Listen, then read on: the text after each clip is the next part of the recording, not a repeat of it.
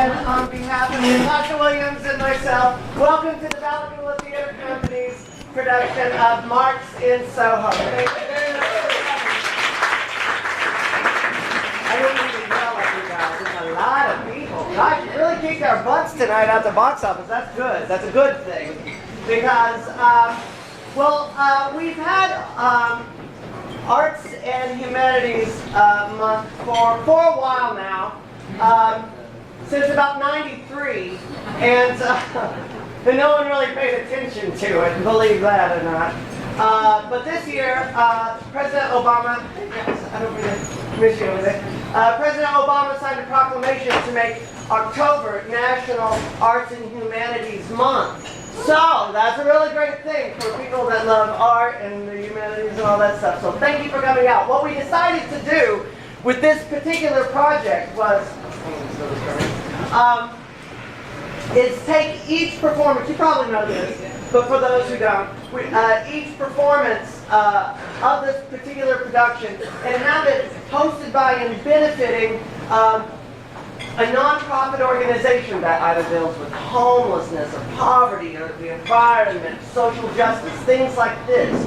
And we have had a great response from the community supporting this idea where art actually makes a difference, for everybody working together for common causes and just supporting each other.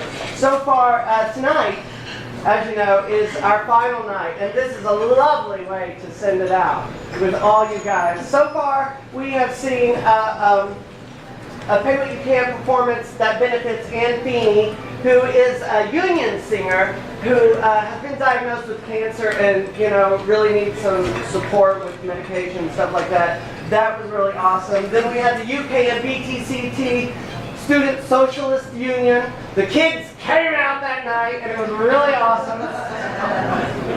We had Seed Leaf come out, helping people and teaching people about growing food and recycling food and stuff like this, and, really cool stuff. And they were great. We had the Kentucky Environmental Foundation come here. We had Kentucky Jobs with Justice, the Kentucky Housing and Homeless Initiative, and tonight we have Kentuckians for the Commonwealth. So please.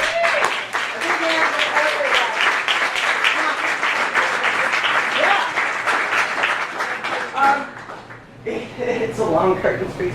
But tonight, to have a few words to speak to you guys just briefly about the organization and what's going on. We have Jerry Moody in the house. Jerry, there you are. And take it away. Sure. Thank you all for coming out. Once again, my name is Jerry Moody, and I'll be speaking just briefly about Kentuckians for the Commonwealth. I am betting that there are members of the Kentuckians for the Commonwealth right here in the audience tonight. Raise your hand if you're a member of Kentuckians for the Commonwealth.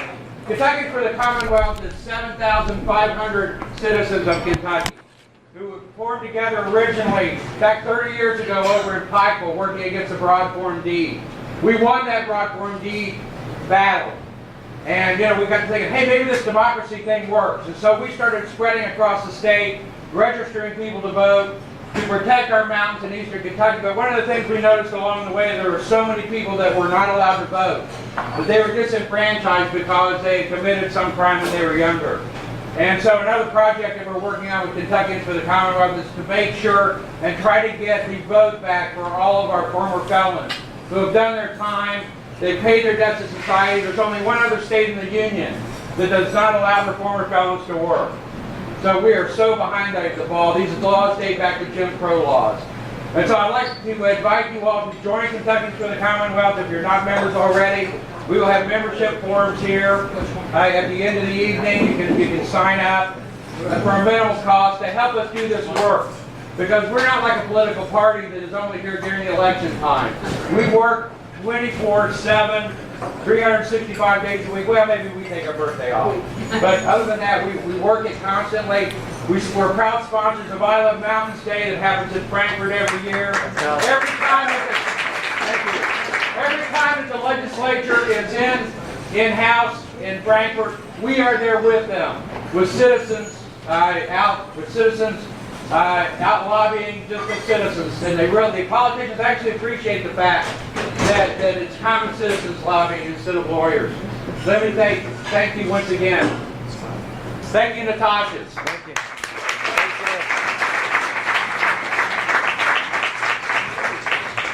Well, I do want to remind you, and I'll give you back to you. Thanks. I do want to remind you that information for these organizations the information is also in your program, but it's also back here, sign-up sheets, websites, T-shirts, bumper stickers, things like that to support are back there. Let's see. Let's just get down to a little bit of mundane business here. Cell phones. If you have cell phones, please remind yourself to turn them off. And after the show, please remind yourself to turn them back on. You know, people are like, I don't know, I didn't get a call. Well, you forgot to turn it back on. That's what happened. So, okay, this is very, very important. In case of a fire, a smoldering blaze in the room, feel free to panic, scream, run, throw things. It's your personal choice. You can handle it however you want to, right? But as you do that, make your way out to the exit that way, which way you came. There's one right here. Usually we say wait till the actors leave. Because, you know, we're out of business if they go. But that he's quick. He'll probably already be gone. Afterwards, one of the cool things about this production that we've been doing is we're doing it in the old space where we used to act here, when we just had 2 lights and a glass of water. That's it. And we're doing it again. So this is sort of a nice homecoming that we've got going on here.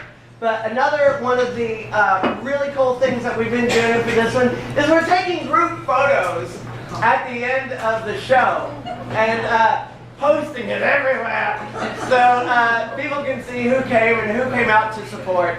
So please don't dash out before you get a picture taken with Marx, because it's really cool and everybody likes it. Let's see. I think that's pretty much it, ladies and gentlemen. At this point, do what? Discussion afterwards? Yes, please stay around for discussion afterwards if you'd like to. We have had some great ideas and sharing going on throughout this entire run, and you won't regret it. This is not a play where you can just sit and be like, oh, we're very serious about everything, and we don't need to talk. Don't anybody make a noise.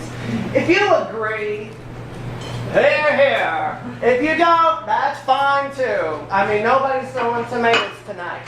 Because tonight, we're taking our imaginations to a place in Soho, a cool little bar, cool little cafe where you can come, where all the hip people go for some coffee and some wine and some food. Wait a minute. Oh, it's not too hard to do. You're already here. So that's cool. Just call it Soho, okay? You never know who's going to be walking through that door to have a discussion with you about just what's going on with life, for heaven's sake. So, once again, don't be quiet. Make some noise. Enjoy yourself. It's a final evening, and we're so glad that you're here. Thank you for coming to the Ballagula Theater Company's production of Marx and Soho.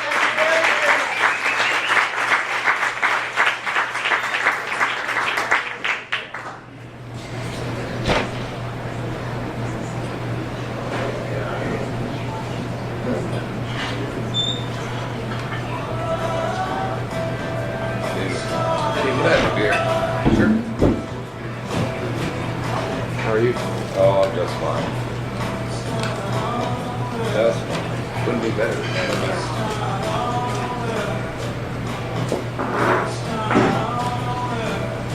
You don't need anything else? You don't need Oh, anything all right, that's fine.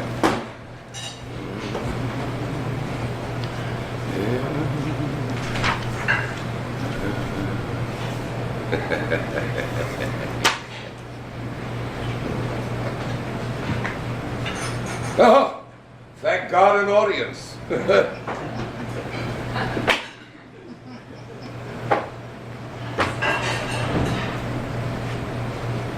good of you to come. You weren't put off by those idiots who say that Marx is dead. Well, I am. And I'm not. That's dialectics for you. Now, you may wonder how I got here. Public transportation. I didn't expect to come back here, though. I wanted to return to Soho. That's where I lived in London. But a bureaucratic mix-up. Here I am. Soho in New York. Well, I always wanted to visit New York. Why have I returned? To clear my name. I've been reading your newspapers, and they all proclaim that my ideas are dead. Well, that's nothing new. These clowns have been saying this for over 100 years. But don't you wonder, why is it necessary to declare me dead again and again? Well, I had it up to here. I asked for the right to come back, just for a little while. But there are rules. I told you, it's a bureaucracy. It is permissible to read, even to watch, but not to travel. Well, I protested, of course, and I had some support. Socrates told them that an untraveled life was not worth living. Gandhi fasted. Mother Jones threatened to picket, and Mark Twain came to my defense in his own strange way, and Buddha chanted, hum. But the rest of them kept quiet. And my God, at this point, what do they have to lose? Yes, there too I have a reputation of being a troublemaker. And there too, protest works. Finally, they said, all right, you can go back, you can have an hour or two to speak your mind, but remember, no agitating. Well, they do believe in freedom of speech, but within limits. They're liberals. You can spread the word. Marx is back. Oh, just for a short while. But understand one thing. I am not a Marxist. I once said that to Piper. I thought he was going to croak. I should tell you about Piper. We were living in London. Jenny and I and the little ones, plus 2 dogs, 3 cats, and 2 birds. Barely living. A flat on Dean Street, near where they dumped the city sewage. We were in London because I had been expelled from the continent. Expelled from the Rhineland, yes, from my birthplace. I had done dangerous things, you know. I was the editor of a newspaper, the Rheinische Zeitung. Hardly revolutionary. But I suppose the most revolutionary act one can engage in is to tell the truth. Well, in the Rhineland, the police were arresting poor people for gathering firewood from the estates of the rich. Well, I wrote an article protesting that. Then they tried to censor our paper. I wrote another article declaring that there was no such thing as freedom of the press in Germany, and they decided to prove me right and shut us down. Only then did we become radical. Isn't that the way it is? Well, the last issue of the Zeitung had a huge headline in red ink. Revolt! Well, the authorities, that annoyed them. So I was ordered out of the Rhinelands. So I went to Paris. And where else do exiles go? Where else can you sit in a cafe all night and brag about how revolutionary you were in the old country? Yes, if you're going to be in exile, be one in Paris. That was our honeymoon. Paris. Jenny found a tiny flat in the Latin Quarter. Heavenly months. But the word was out. From the German police to the Paris police. It seems the police developed an internationalist consciousness long before the workers. So I was expelled from Paris too. We went to Belgium, expelled again. We came to London, where refugees come from all over the world. Well, the English are admirable in their tolerance, insufferable in their boasting about it. Oh, excuse me. The doctors told me the cough would go away in a few weeks.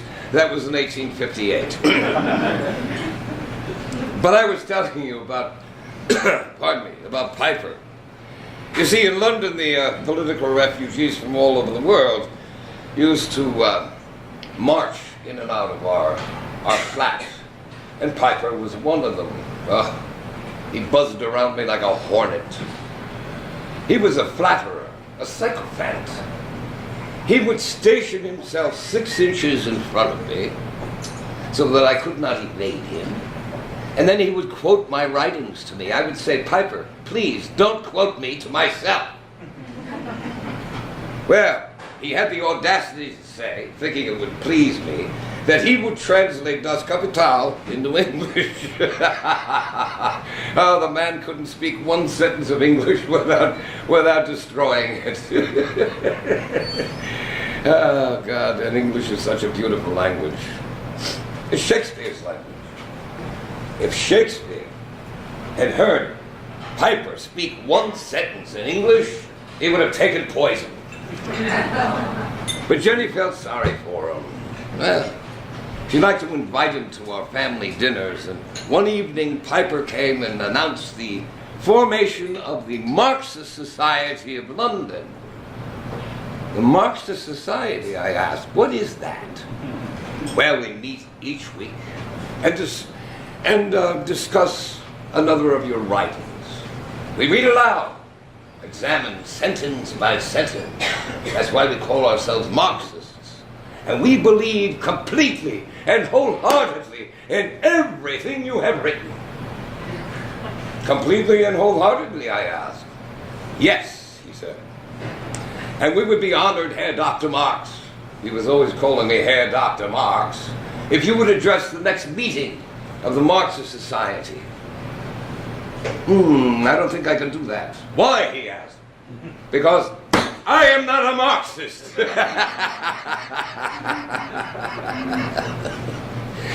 Oh, I didn't mind his bad English. Mine wasn't that perfect. It was his way of thinking. He was an embarrassment. A satellite encircling my words and reflecting them to the world, but distorting them, and then defending his distortions like a fanatic, denouncing anyone who would interpret them differently. I once said to Jenny, you know what I fear the most? And she said, what, that the workers' revolution will never happen? And I said, no, that the revolution will come. It'll be taken over by men like Piper, flatterers when not in power, bullies and braggarts when holding power, dogmatists. They will speak for the proletariat. They will interpret my words to the world. And they will create a new priesthood, a new hierarchy, with excommunications and indexes, inquisitions and firing squads. All this in the name of communism. Delaying for 100 years the communism of freedom. Separating the world in between capitalist empires and Communist empires. They will muck up our beautiful dream. And it'll take another revolution, maybe 2 or 3, to clean it up. That's what I was afraid of. No, I wasn't going to have Piper translate Das Kapital into English. It represented 15 years of work and the conditions of Soho. Walking every morning past beggars sleeping amidst the sewage, making my way to the British Museum and its magnificent library, working there until dusk, reading. Is there anything more dull than reading political economy? Yes, writing political economy.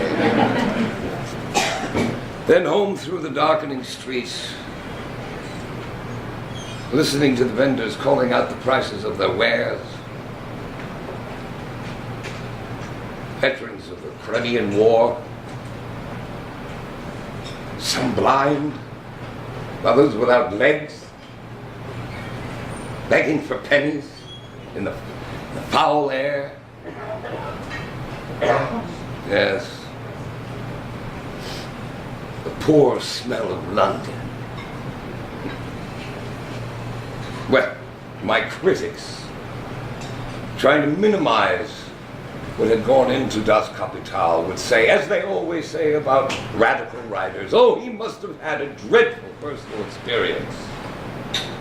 Well, yes, if you want to make much of it.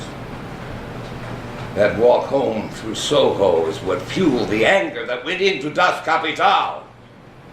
Well, I hear you saying, well, of course that's how it was then, a century ago. Only then, eh? On my way here today, I walked through the streets of your city, surrounded by garbage, breathing in foul air, past the bodies of men and women sleeping in the street, huddled together against the cold. But instead of a lassie singing an Irish ballad, I heard a voice in my ear. Some change, Mac, for a cup of coffee. You call this progress? Because you have automobiles, telephones, flying machines, and 1,000 potions to make you smell better. And people sleeping on the street. Now, an official report.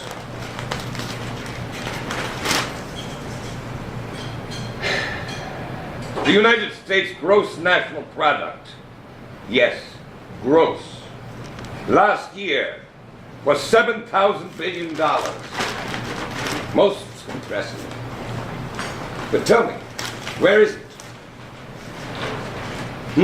Who is profiting by it? Who is not?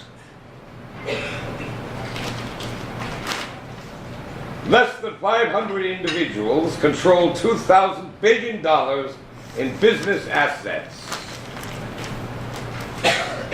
Tell me, are these people more noble, more hard-working, more valuable to society than the mother in a tenement nurturing 3 children in the cold with no money to pay the heating bill? Did I not say 150 years ago?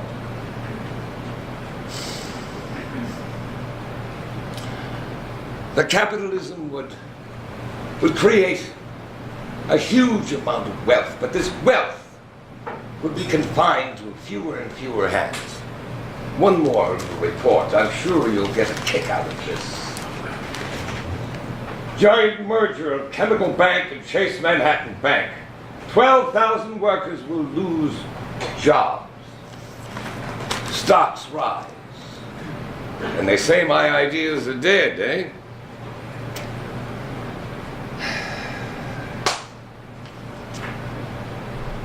Do you know Oliver Goldsmith's poem, The Deserted Village? Ill fares the land to hastening ills a prey, where wealth accumulates and men decay. Yes, decay. That's what I saw this morning, walking through your city. Houses decaying, schools decaying, human beings decaying.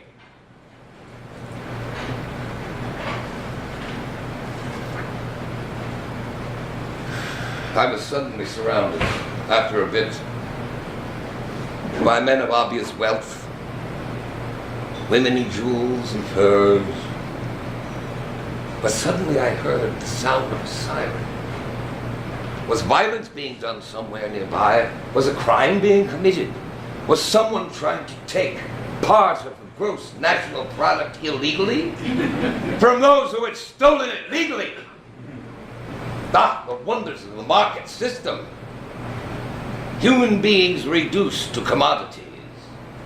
Their lives controlled by the master commodity, money. Oh, committee doesn't like that.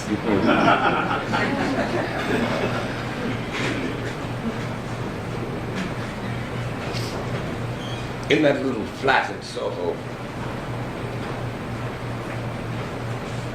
Jenny would make hot soup and boiled potatoes, and we'd have some fresh bread from our friend the baker down the street, and we'd sit around the table and eat and discuss the events of the day,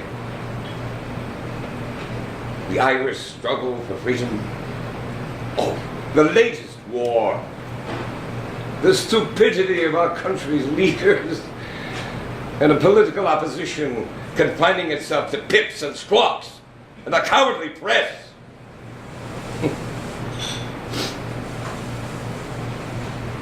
I suppose things are different now these days, eh? Yes, I noticed. Also, after dinner, we clear the table, and I'm going to work. But first, with my cigars close at hand and my glass of beer.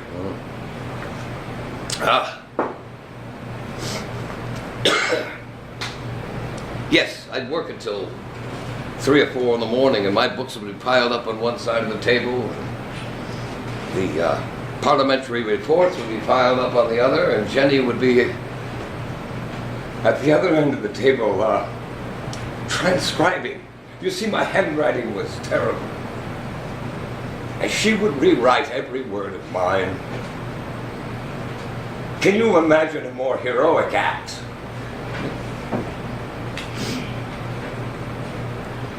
Well, occasionally there'd be a crisis. No, not a world crisis.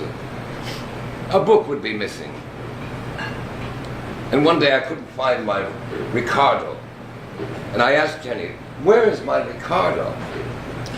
And she said, the principles of political economy? Well, she thought I had finished with it and took it to the pawn shop. And I lost my temper. My Ricardo! You pawned my Ricardo! And she said, oh, be quiet. Last week, didn't we pawn the ring my mother gave me? Pardon me. Well, that's how it was. We pawned everything. Especially those gifts from Jenny's family.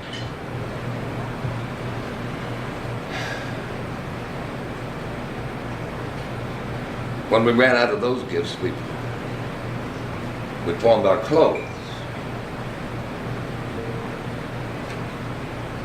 One winter, do you know London winters? I did without my overcoat.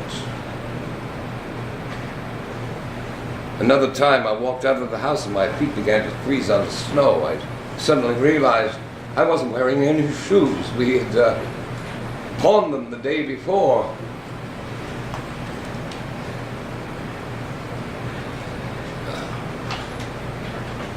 When Das Kapital was published, we celebrated.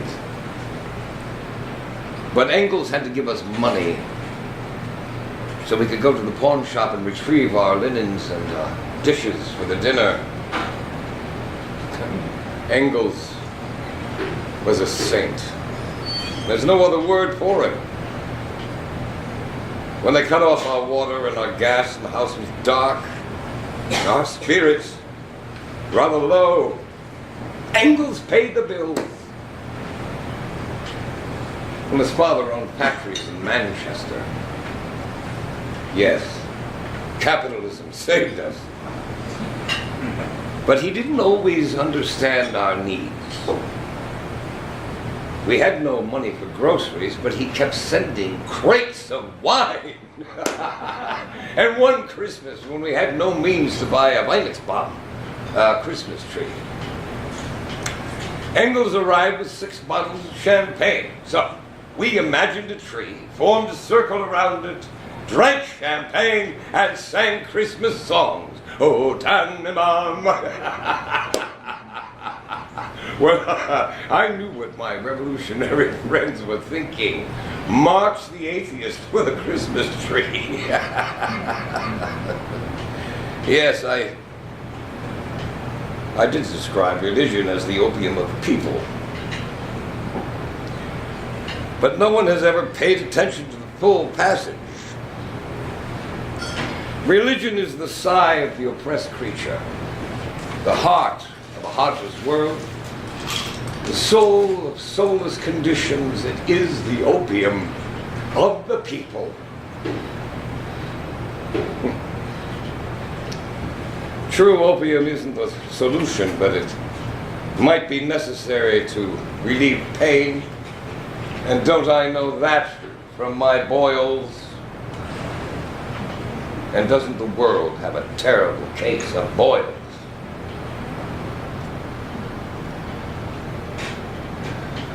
I keep thinking about Jenny.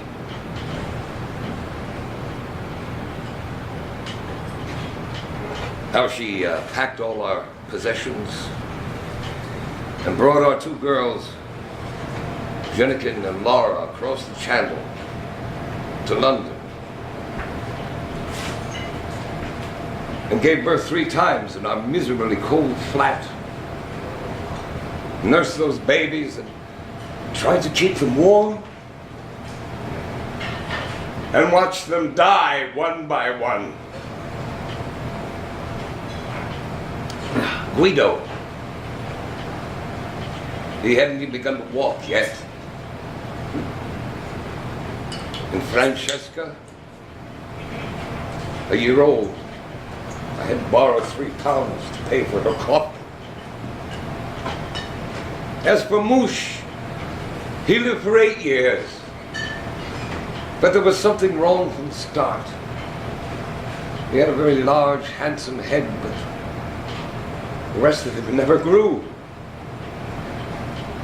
And the night he died, we lay down on the floor around his body, slept until the morning came. So when Eleanor was born, we were fearful, but she was a tough little thing. And it was good she had 2 older sisters, and they had barely survived themselves. Jennikin was born in Paris. Now, Paris is marvelous for lovers, but not for children. Something about the air. Laura, she was 1 year old. She was born in Brussels. No one should be born in Brussels.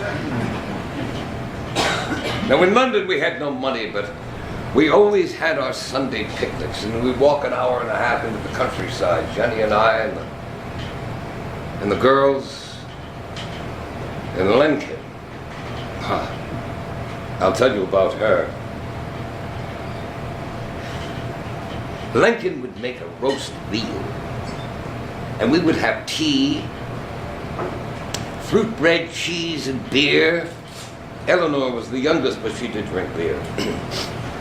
Now, we had no money, but children need a vacation. So once I took the rent money and sent them to the Atlantic coast of France. Another time I took our grocery money and bought a piano because the girls loved music. Now, a father's not supposed to show favorites among his children, but Eleanor. I say to Jenny, Eleanor's a very strange child. Jenny would reply, you expect the children of Karl Marx to be normal? Well, Eleanor was the youngest, the brightest. Can you imagine a revolutionary at 8 years old? That's how old she was in 1863. But at the time, Poland was in rebellion against Russian rule. So, Tussi wrote a letter, well, that's what we called her, Tussi, wrote a letter to Engels about those brave little fellows in Poland, as she called them. At the age of 9, she wrote a letter to America, advice to President Lincoln, telling him how he could win the war against the Confederacy. Also, she smoked and drank wine. She was a child. She would dress her dolls while sipping from a glass of wine. She played chess with me until she was 10, and I was always hard-pressed to defeat her. But at 15, she suddenly became furious against the law about observing the Lord's Day. You see, no activity could happen on Sunday. So she organized Sunday evenings for the people of St. Martin's Hall, brought in musicians to play Handel, Mozart, Beethoven. Well, the hall was packed, 2,000 people. But it was illegal. Yet no one was arrested. There's a lesson in that. If you're going to break the law, break it with 2,000 people. And Mozart. When I used to read Shakespeare and Aeschylus, Dante, aloud to her and the sisters what she loved, and her room was a Shakespeare museum. And she memorized Romeo and Juliet and insisted that I repeat again and again those lines of Romeo when he sees Juliet for the first time. The brightness of her cheek would shame those stars as daylight doth a lamp. Her eyes in heaven would through the airy region stream so bright that birds would sing and think it were not night.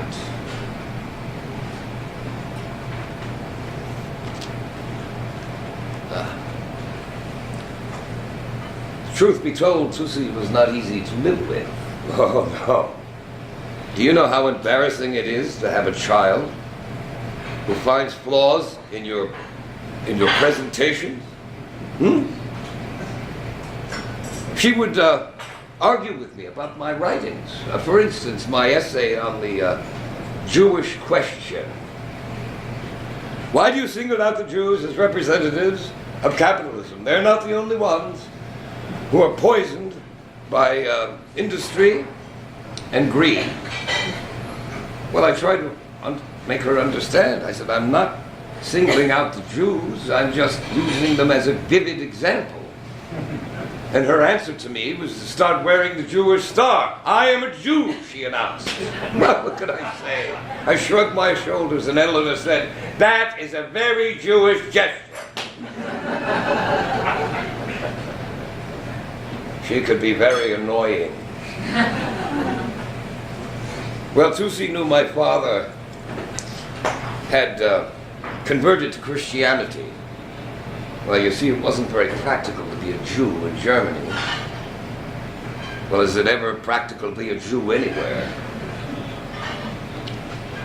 And he had me baptized at the age of 8. And this fact intrigued Eleanor. She asked more, that's what the family called me, more because of my dark complexion. I know you were baptized, but first you were circumcised, weren't you? Well, nothing embarrassed this girl. Excuse me. Well, at such times, she was impossible. Listen to this. Alongside her Jewish star, she would wear her crucifix. No, she wasn't enamored of Christianity. She was, but she was the Irish and their rebellion against England.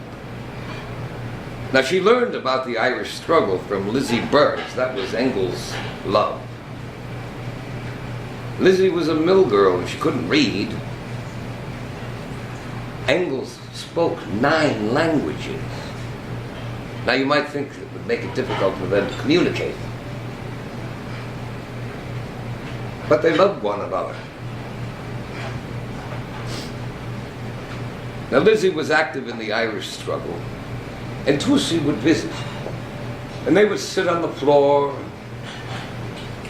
drink wine together, sing Irish songs until they fell asleep. And then there was that terrible night. The night the English government hanged 2 young Irishmen right there in Soho before a cheering, drunken crowd. The genteel English in their afternoon tea and their public hangings. But I understand you don't hang people anymore, only gas them or inject poison into the veins or use electricity, burn them to death. Much more civilized. Yes, they hanged 2 young Irishmen for wanting freedom from England. Eleanor wept and wept. I told her, Tussie, you don't have to get involved so soon in the horrors of the world. You're 15. And she said, yes, Moore. That's the point. I'm not 13. I'm not 14. I'm 15. Yes. She was 15. And she came infatuated with every dashing young man who visited our flat. I could draw up a list. For all the rest of her life, Eleanor was clever in politics, but idiotic in love. She was mad about the hero of the Paris Commune, Lisa Jolet. Well, at least he was a Frenchman. Jennikin's fellow was English. Englishmen are like English food. Need I say more? And there was Laura's lover, Lafargue. His public displays of ardor were absurd. He would walk down the street with his hand on her ass, in public, as if it were the most natural thing on earth. And Jenny defended him. It's his Creole background, she said. You know, his family came to France from Cuba. As if everyone in Cuba went around with their hands on somebody's ass. Well, Jenny was always trying to calm me down. She may calm me. Excuse me. But she was unsuccessful with my boils. Did you ever have boils? There is no illness more odious. And they plagued me my whole life. And led to stupid attempts to analyze me via my boils. Oh, Marx is angry with the capitalist system because he has boils. What imbeciles. I mean, how do they account for all those revolutionaries that don't have boils? But of course, they always find something. You know, that one was beaten by his father, and that one was nursed by his mother until he was 10. And this one over here had no toilet training. As if one must be abnormal to resent exploitation. Every explanation except the obvious one. The capitalism, by its nature, its attack on the human spirit, breeds rebellion. Simple, isn't it? Ah, yes, they say capitalism has become more humane since my time. Oh, really, has it? Just a few years ago, and this was in your newspaper, factory owners locked the doors on the women working in their chicken factory in North Carolina. Now, why did they do that? To make more profit. Well, there was a fire. and 25 workers were trapped, burned to death.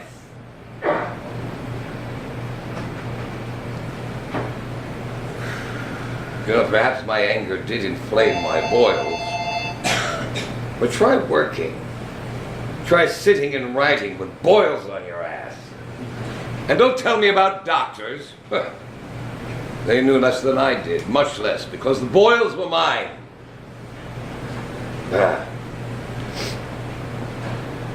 I couldn't sleep. And then I found something miraculous. Water. Yes, as simple as that. Cloths soaked in warm water. Jenny would apply them patiently hour after hour. She'd wake up in the middle of the night when I cried out, apply those warm, soothing cloths. When Jenny was away, Lincoln would do that.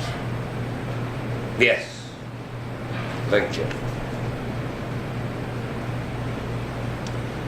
Here we are, living in poverty in Soho, and Jenny's mother decides to send us Lincoln to help with the babies. Well, that's what happens when you marry into aristocracy. Your in-laws don't send you money, which you need desperately, but they send you a servant. Which is not a bad idea. The servant can take the linens and the silverware to the pawn shop and get some money for them. Lincoln did that many times. But she was never a servant. I mean, the children adored her. And Jenny had tremendous affection for her.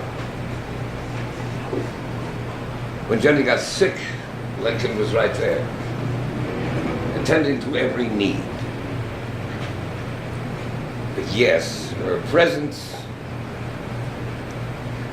created a great tension between Jenny and me. I remember a scene. Jenny said, I saw you looking at Lincoln this morning. Looking, I said. What do you mean? You were looking at her like a man looks at a woman. I still don't know what you mean. It was one of those questions that, one of those conversations that could not possibly come to any good. Well, all this was taking place in our little flat on Dean Street, and outside was London. Can you imagine the streets of London in 1858? The Coster girls trying to sell a few rolls for a few pennies, the organ grinder with his monkey, the prostitutes, the magicians, the fire eaters, the street vendors, the bellowing of trumpets and the ringing of bells, the hurdy-gurdies, the organs, the trumpets, the fiddlers, the Scottish pipers, and always a beggar girl singing an Irish ballad. That's what I heard and saw.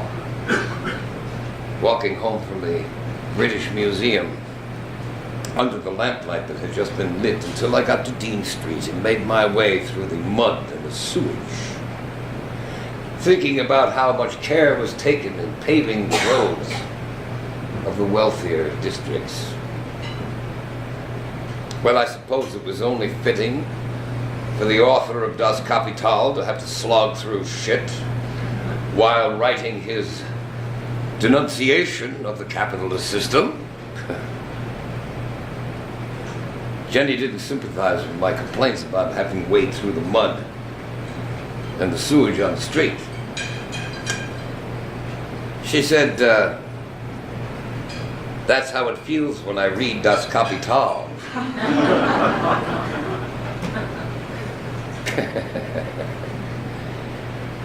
Yeah, she was my severest critic.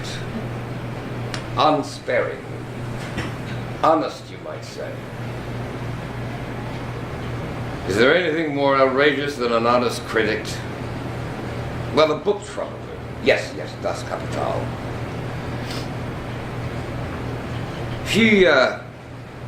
She worried that I'd bore people from the start with my discussion of commodities, use value, exchange value. She said the book was too long, too detailed. She used the term ponderous. Can you imagine? Well, she reminded me what what our trade union friend Peter Fox said when I gave him the book. I feel like a man who's just been given an elephant as a gift. Well, Jenny said, it is an elephant.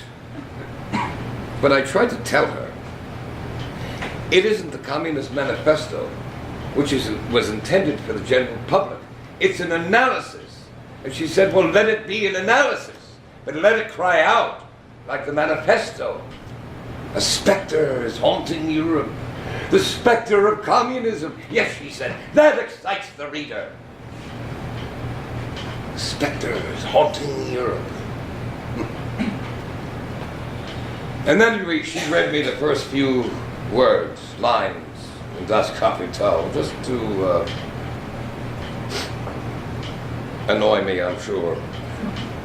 The wealth of those societies in which the capitalist mode of production prevails presents itself as an immense accumulation of commodities. She said that would put your readers to sleep. I ask you, was that boring? Well, maybe it was a little boring. I admitted that to Jenny. And you know what she said? There's no such thing as a little boring. Well, don't misunderstand. She did see Das Kapital as a profound analysis. It showed how the capitalist system must, at a certain stage in history, come into being and bring about a colossal growth of the productive forces, an unprecedented increase in the wealth of the world, and then how it must, by its own nature, distribute that wealth in such a way as to destroy the humanity of both laborer and capitalists, and how it must, by its nature, create its own grave diggers and give way to a more human system. Yes, well, Jenny would always say to me, now, are we reaching the people we want to reach? One day she said, do you know why the censors have allowed this to be published? They don't understand it and they assume no one else will. I reminded her that Das Kapital was receiving very favorable reviews, and she reminded me that those reviews were being written by Engels. Well, I told her that perhaps she was being critical of my work because she wasn't happy with me. Oh, you men, she said. You cannot believe that your work deserves criticism, and you always attribute it to something personal. Yes, more. My personal feelings are in there. But this is separate. Yes, her personal feelings. Jenny was having a terrible time.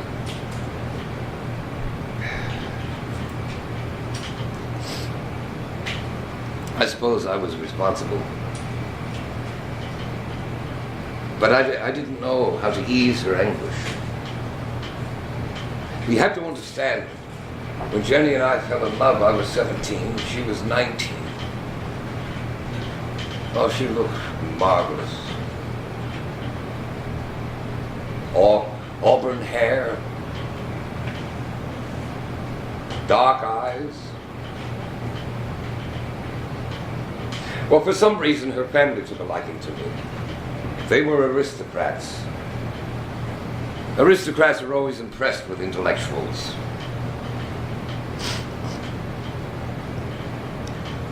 Jenny's father and I would have long discussions about Greek philosophy.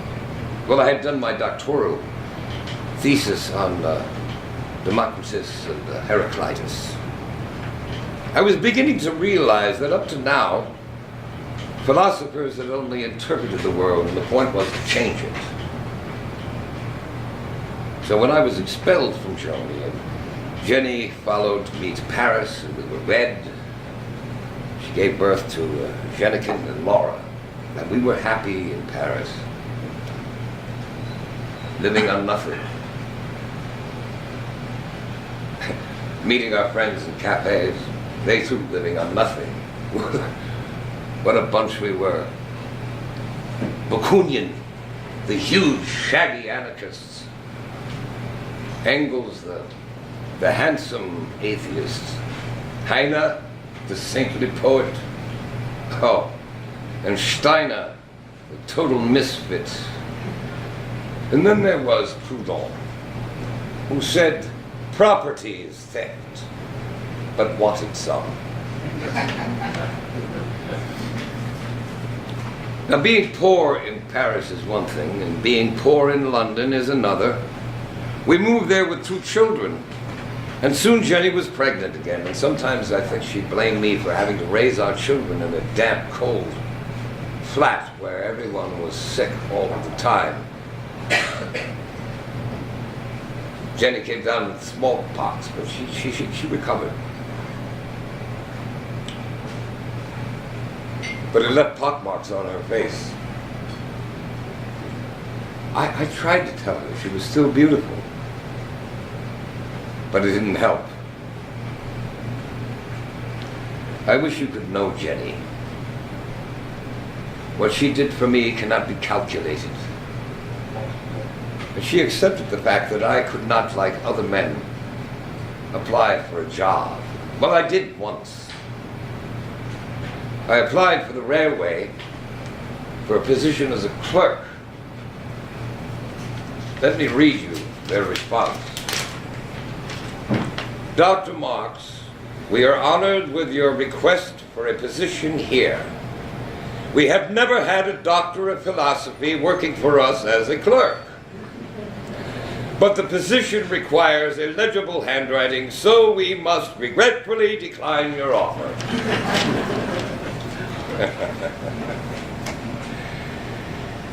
But Jenny believed in my ideas. But she became impatient with what she considered the pretensions of high-level scholarship. Come down to earth here, doctor, she would say. Yes. Well, she wanted me to describe the theory of surplus value so ordinary workers could understand it.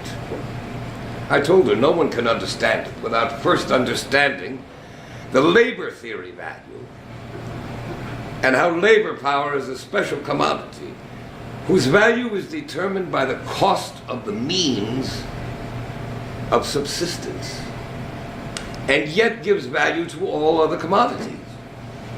A value which always exceeds the value of labor power. She would shake her head. No, not good enough. All you have to say is this. Your employer pays you the barest amount of wages, just enough to survive and work.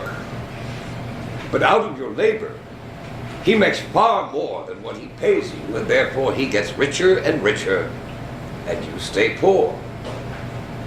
All right, let us say that only 100 people in world history have ever understood my theory of surplus value, but it is still true.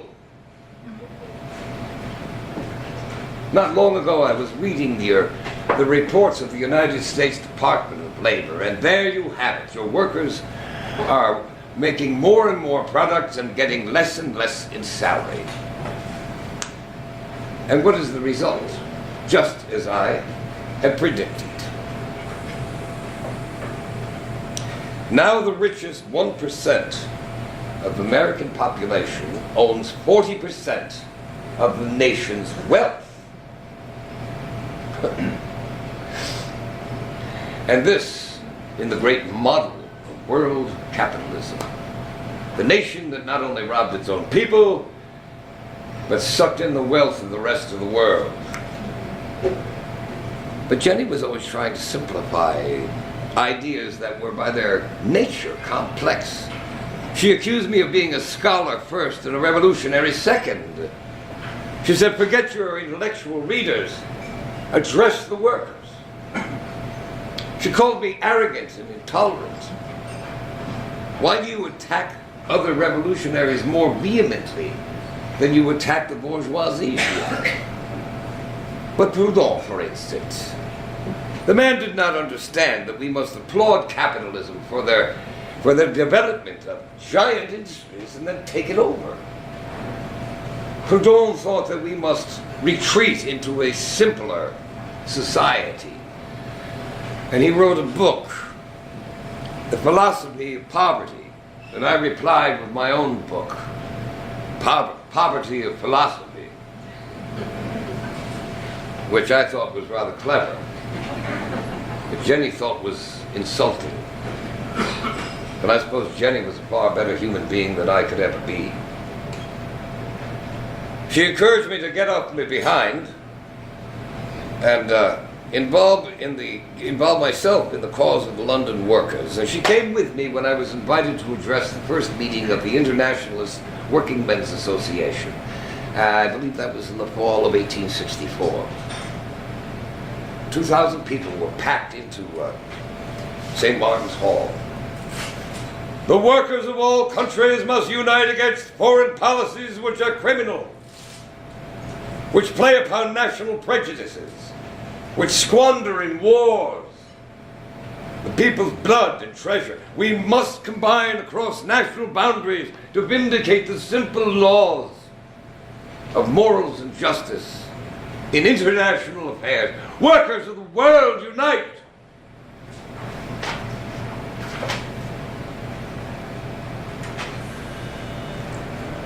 Jenny liked that.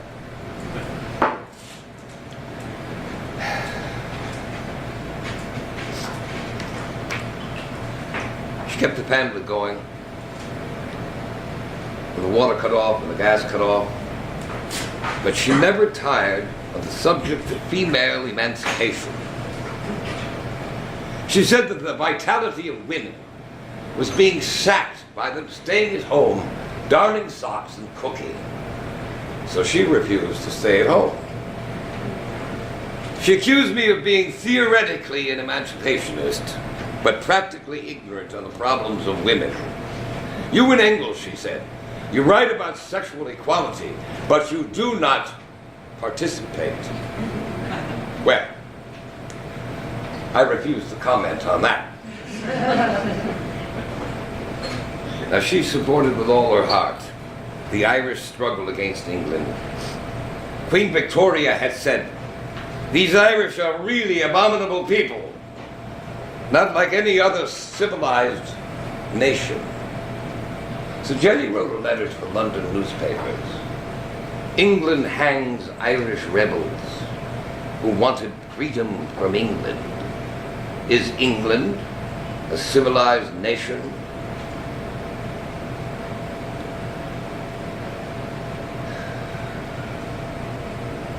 Jenny and I were powerfully in love. I don't know how to make you understand that, but we had gone through hellish times in London. The love was still there. At a certain point, something happened. I don't know what it was. Jenny said it was because she was no longer the great beauty I had wooed, and that made me angry. Then she said it was because of Lincoln, and that made me even more angry. Then she said I was angry because it was true, and that made me furious.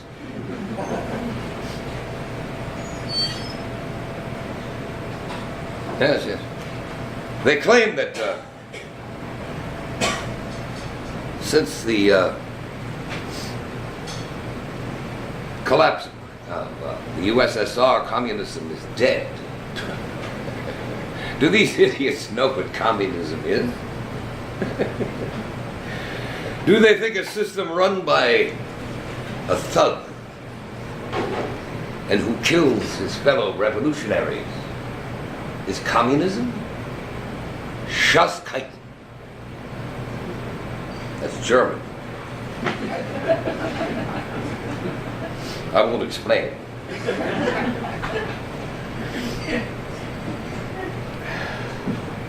Journalists, politicians who say such things, what kind of an education have they had? Did they ever read the manifesto? What did I do with it? There it is. That Engels and I wrote when he was 28 years old and I was 30. In place of the old bourgeois society with its classes and class antagonisms, we shall have an association. Remember that word. In which the free development of each is the condition for the free development of all.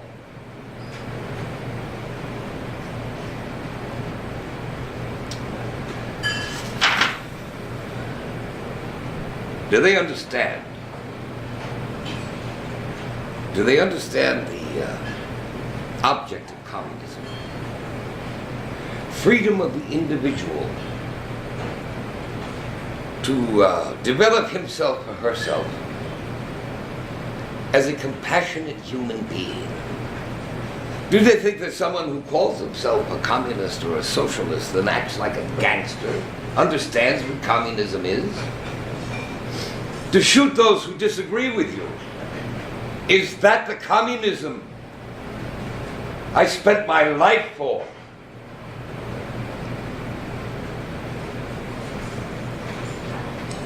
That monster in Russia who took all power for himself and insisted on interpreting my ideas like a religious fanatic when he was putting his old comrades against the wall before firing squads. Did he allow his citizens to read the letter that I wrote to the New York Tribune in which I said, capital punishment cannot be justified in any nation who calls himself civilized?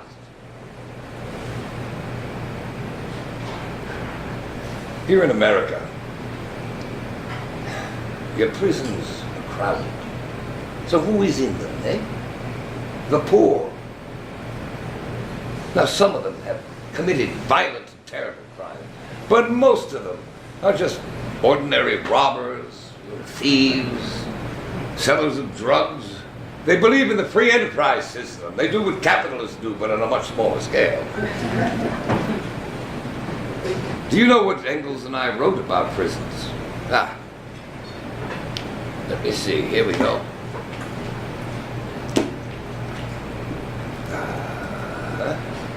Well, yes. Rather than punishing individuals for their crimes, we should destroy the social conditions which engender crime and give to each individual the scope which he needs in society in order to develop his life. Oh yes. We spoke of a dictatorship of the proletariat, not a dictatorship of the party, of a central committee, not a dictatorship of one man. No. We spoke of a temporary dictatorship of the working class, where the masses take over the state and govern in the interests of all, until after a while the state no longer becomes necessary and gradually disappears. Bakunin, of course, disagreed with me. He said that a state, even a worker state, if it has an army, police, or prisons, will become a tyranny. Well, he loved to argue with me. Do you know who he is? Bakunin? The anarchist? Well, if a novelist ever wrote into a book this character, you would say to yourself, there's no such person that could possibly exist. And to say that Bakunin and I did not get along would be a great understatement. Here's what he said when Engels and I were in Brussels writing the manifesto. Marx and Engels, especially Marx, are ingrained bourgeois. We were ingrained bourgeois. Well, of course, compared to Bakunin, everyone was bourgeois. Because Bakunin chose to live like a pig. And if you didn't live like a pig, if you had a roof over your head, if you had a piano in your sitting room and you enjoyed a little fresh bread and wine, you were bourgeoisie. Now I grant a man courage. Well, he was imprisoned in Siberia, but he escaped and he wandered the world trying to foment revolution everywhere. He wanted an anarchist society. But the only anarchism he ever succeeded in establishing was in his head. Now, he tried to start a rebellion in Bologna, almost killed himself with his own revolver. His revolutions failed everywhere, but he was like a man whose failures with women just spurred him on to more. Did you ever see a photograph of Bakunin? He's a giant of a man with a bald head which he covered with a little gray cap and a massive beard and ferocious expression. He had no teeth. Well, scurvy as a result of his prison diet.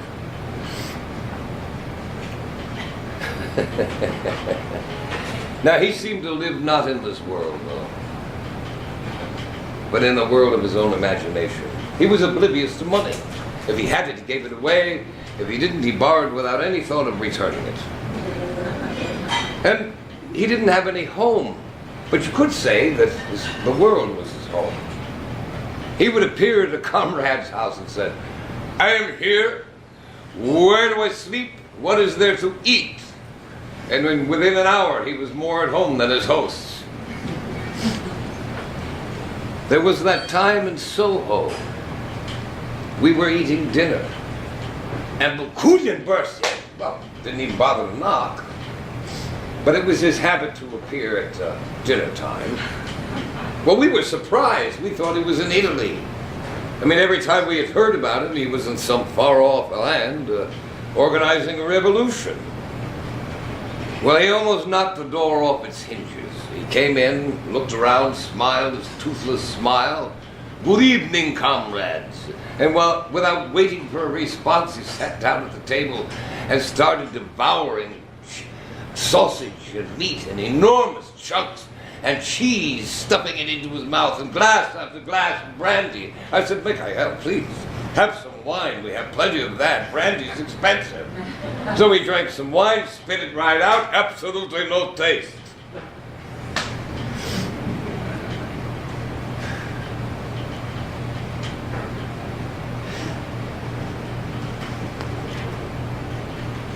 Then he began his usual performance. Preaching,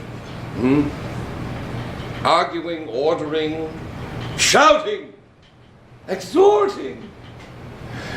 I was furious, but Jenny was the first one to speak up. She said, "Mikhail, please, you're consuming the oxygen in the room." And all he did was roar with laughter and went on.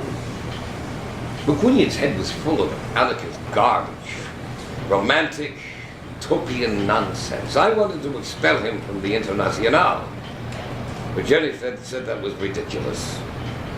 Why, she asked, do revolutionary groups with 6 members always threaten someone with expulsion? Well, he had 100 disguises.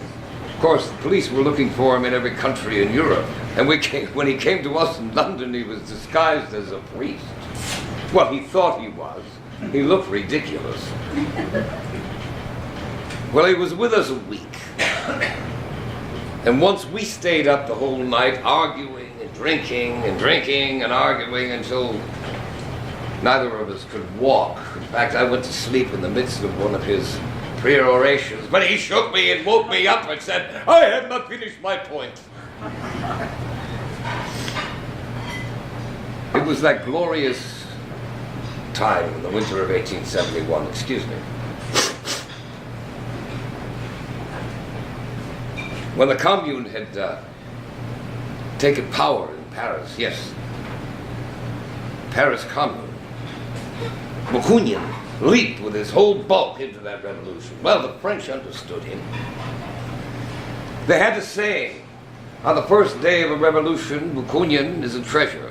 On the second day, he should be shot. Do you know that about that magnificent episode in human history? The Paris Commune? But I'm sorry to say the story starts with stupidity. I am speaking about Napoleon III. Yes, the nephew of Bonaparte. He was a buffoon, a stage actor, and he smiled into the crowd as 16 million French peasants lived in blind, dark hovels and their children were dying of starvation. Of course, he kept a legislature, and because people voted, it was thought they had democracy. A common mistake. Now Bonaparte wanted glory, so he made the mistake of attacking Bismarck's armies. Well, he was quickly defeated.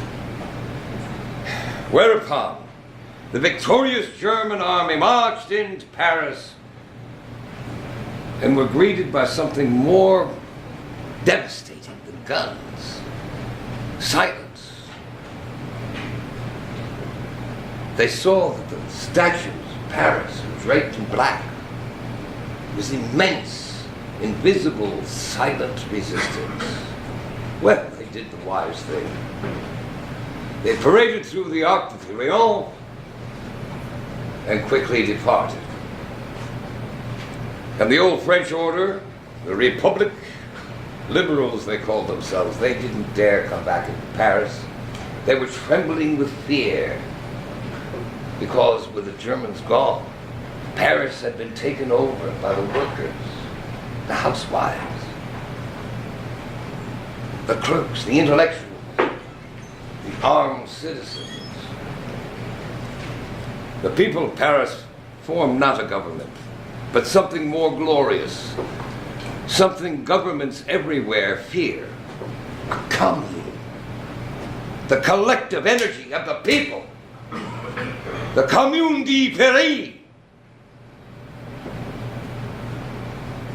People meeting 24 hours a day all over the city, blocks of 3 and 4, making decisions together, while the city was encircled by the French army threatening to invade. Paris became the first free city of the world, the first enclave of liberty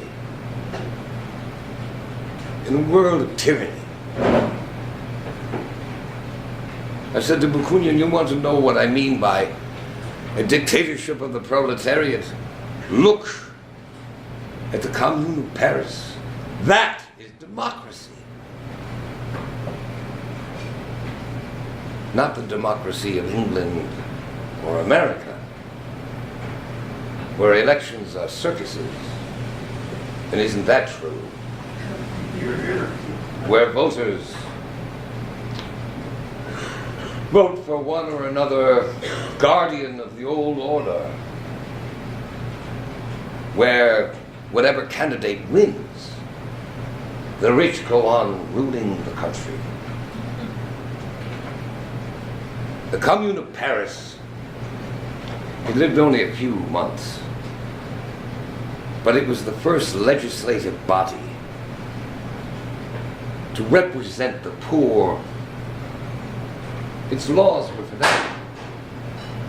It abolished their debts, postponed their rents, forced the pawn shops to return their most needed possessions. They refused to take salaries higher than the workers. They shortened the hours of bakers and worked on a plan to make it free admission to theaters for everyone. The great Courbet himself, whose paintings had stunned Europe, presided over the Federation of Artists. They reopened the museums, set up commissions for the education of women, something unheard of, the education of women, and took advantage of the latest in science, the lighter-than-air balloon, which they launched one out of Paris to drop printed papers to peasants with a simple, powerful message. The message that should be dropped to every working person on earth. Our interests are the same.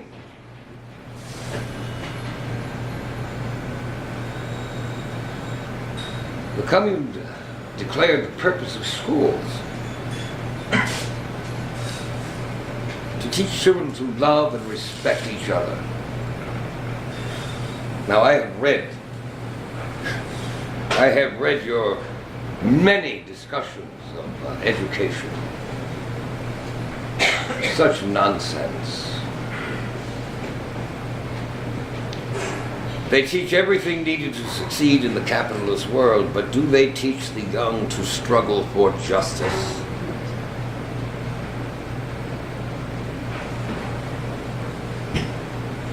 The communards understood the meaning of that. They educated not only by their words, but by their deeds. They destroyed the guillotine, the instrument of tyranny, even of revolutionary tyranny. Yes, that was the Commune of Paris. The streets were always full, discussions going on everywhere, kindness ruled. The streets were safe, with hardly any police at all. Yes, that was socialism. That was socialism. Of course, that example, the example of the Commune, could not be allowed.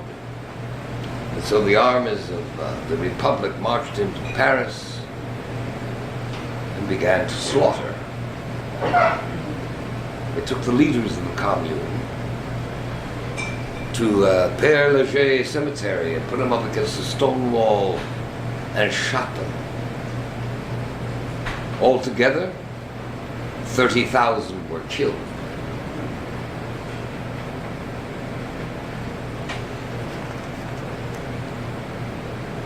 The Commune was crushed by wolves and swine, but it was the most glorious achievement in our times.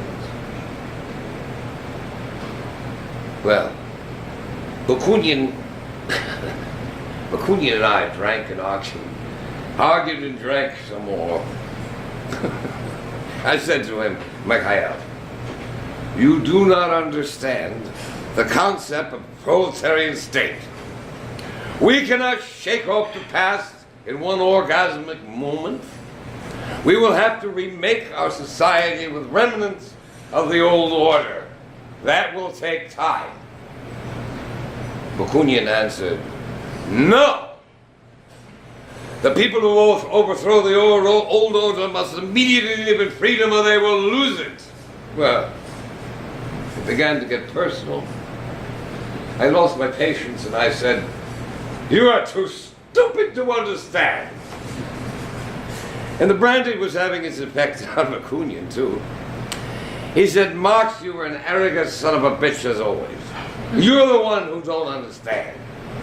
You think the workers are going to make a revolution based on your theories.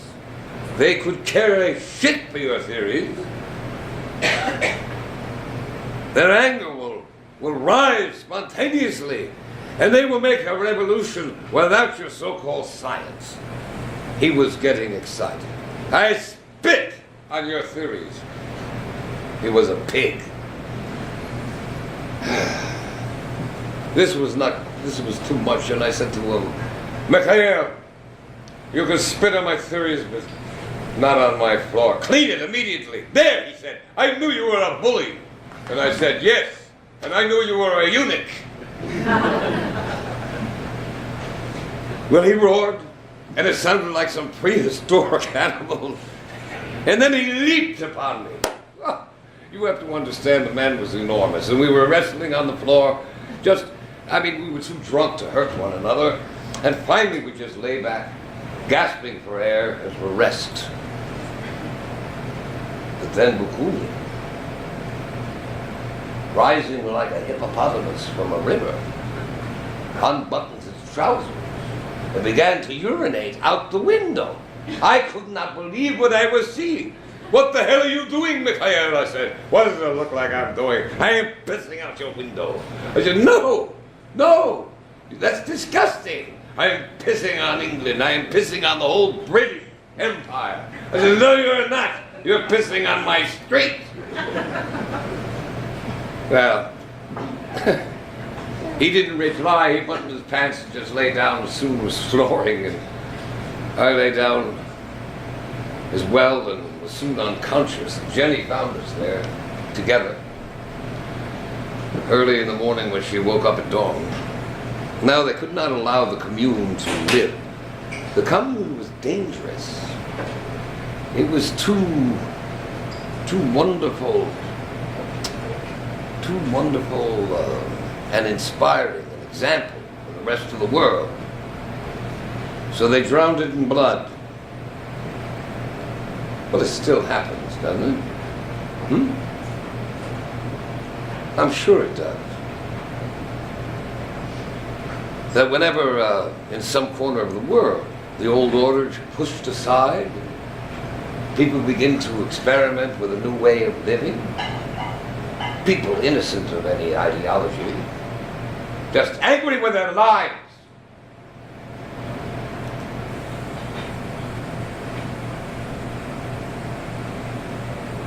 Cannot be permitted. And so they go to work to destroy it, and you know who they are. Sometimes insidiously, covertly, sometimes directly, violently.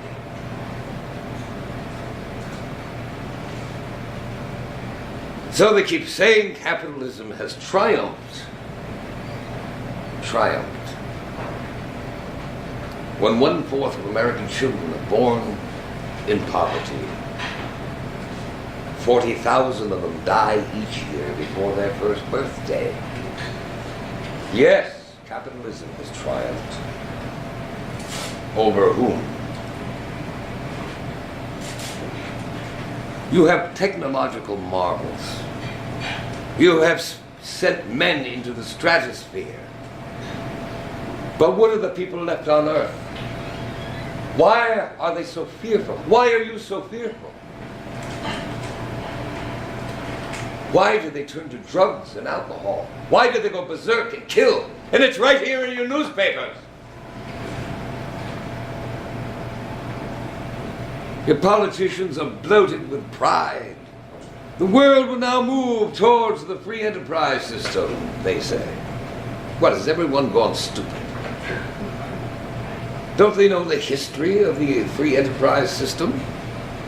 When government did everything not for the people, but for the rich. When your government gave 100 million acres free to the railroads and turned their backs on the Chinese immigrants and the Irish immigrants who worked on those railroads for 12 hours a day and died in the heat and the cold. And when they protested and went on strike, the government sent in armies to crush them into submission. Why the hell did I write Das Kapital? If not because I saw the misery, the capitalism and the free enterprise system. In England, little girls were put to work in the textile mills because their little fingers could operate the spindles. In America, young girls were put to work in the mills of Massachusetts at the age of 10 and died at the age of 25. Your cities were cesspools of vice and poverty. That is capitalism then and capitalism now. Yes, yes. I see the luxuries advertised in your magazines and on your screen. So many screens, so many pictures. You see so much, but you know so little.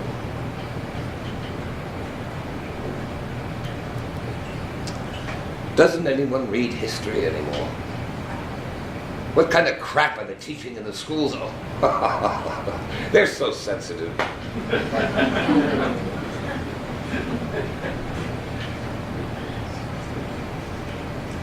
I miss Jenny. She'd have something to say about all this. I watched her die, you know. Sick and miserable at the end. But surely she remembered our moments of pleasure. Ecstasy. In Paris or even in Soho. I miss my daughters.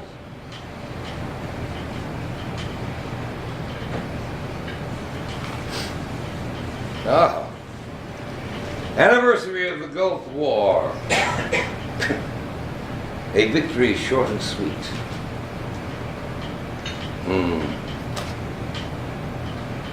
I know about these victories short and sweet. With a field strewn with 1,000 bodies. Children dying for want of food and medicine. Europe and Africa, Palestine. People killing one another over boundaries. Did you ever not read what I wrote 150 years ago? Get rid of these national boundaries. No more visas, no more quotas, no more flags to some national figure. No more immigration quotas. Workers of the world, unite. Now I confess I did not reckon on capitalism surviving. I didn't imagine that there was enough drugs to keep the sick system alive. War to keep industries going and people crazed with patriotism so they would forget their misery. Religious fanatics promising the masses that Jesus would return. I know Jesus. He's not coming back. I was wrong in 1848, thinking capitalism was on its way out. Oh, my timing was off by a little bit, perhaps by 200 years. But it will be transformed. It will be. It's happening now. All the systems of the world will be transformed. People are not fools. I remember what your President Lincoln said, that you can't fool all of the people all of the time. Their common sense, their instinct for decency and justice will bring them together. Now don't scoff. It's happened before, it'll happen again, on a much larger scale. And when it does, the rulers of our societies will be able to do nothing to prevent it. With all their wealth, with all their armies, they won't be able to control it. Your servants will not serve anymore. And your armies will disobey orders. Yes, capitalism has accomplished wonders unsurpassed in history, miracles of technology and science, but it's preparing its own death. Its voracious appetite for profit. More, more, more. And this only creates a world of turmoil. It turns everything, art, literature, music, beauty itself, into commodities to be bought and to be sold.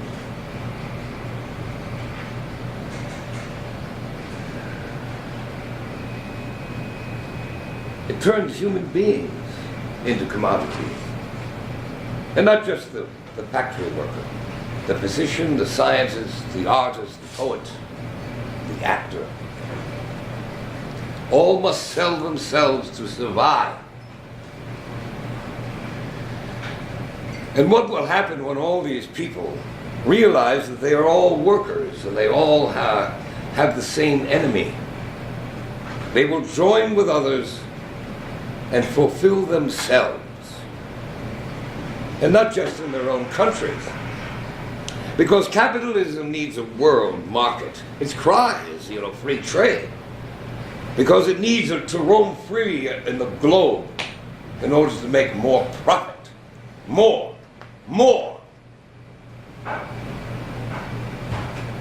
But in doing so, it creates, unwittingly, a world culture. People cross borders more now than any time in history. And by doing this, what happens? Ideas cross the borders. Something new is bound to come from this. When I was in Paris with Jenny in 1843, I was only 25. And I wrote that in the new industrial system, people are estranged from their work because it is distasteful to them. They are estranged from nature because of smoke and the smells and the noise invade their senses. It's called progress. They are estranged from others because everyone is set against everyone else, struggling to survive. And they are estranged from their own selves, living lives that are not their own, living lives they don't want to live. So a good life, a good life is possible only in dreams and in fantasy. But it doesn't have to be that way. There's still a possibility of choice. Not only a possibility, I grant. Nothing is certain. That's clear to me now. I was too damn certain. Now I know. Things can change. But people have to get off their asses.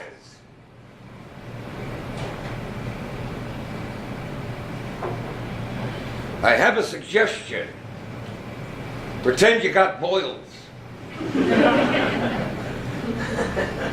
Pretend you have boils. Pretend that sitting on your ass gives you enormous pain, so you have to stand up, you have to move, you have to act. It is our world. It's time we start taking advantage of it.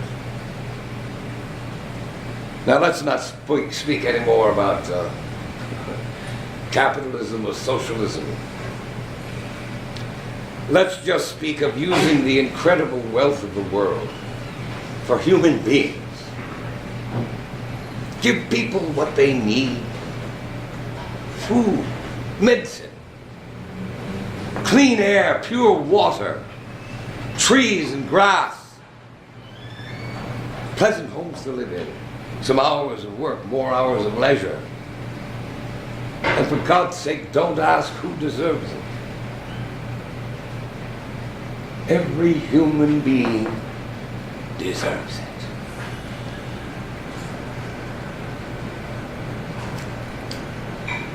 Well, it's time for me to go. Do you resent me coming back and irritating you? Look at it this way. It's the second coming. Christ couldn't make it, so Marx did.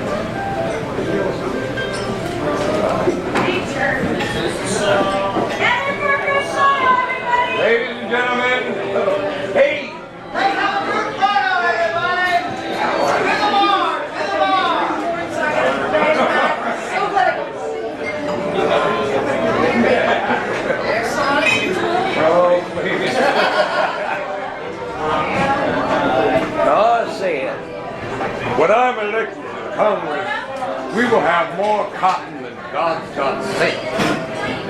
Happy luck.